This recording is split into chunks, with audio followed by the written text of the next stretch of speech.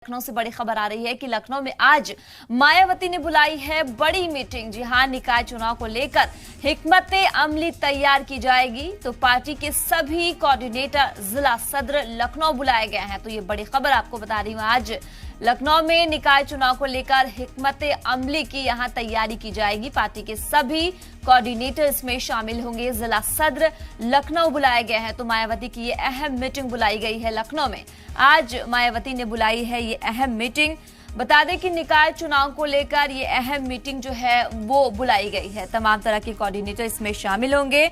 आज निकाय चुनाव को लेकर इसमें तैयारियां देखी जा सकती है, क्या रणनीति रहेगी, इस पे अहम चर्चा होगी। इसमें खास जो है लोग इसमें शामिल होंगे। तो मायावती ने आज लखनऊ में ये अहम मीटिंग बुलाई है। तमाम जो सदर है वो इस मीटिंग में शामिल होंगे।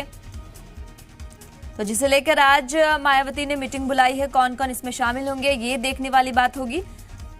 तो बसपा इस बार यहाँ पे अगर बात करें यूथ और ख्वातीन को पार्टी से जोड़ने का एक अहम सियासी मैदान में जो है वो उतारने की ये तैयारी है। तो लखनऊ में आज मायावती ने निकाय चुनाव को लेकर बड़ी मीटिंग बुलाई है, जिसमें निकाय चुनाव को लेकर हिकमत अमली तैयार की जाएगी। पार्टी के सभी कोऑर्डिनेटर इसमें शामिल होंगे।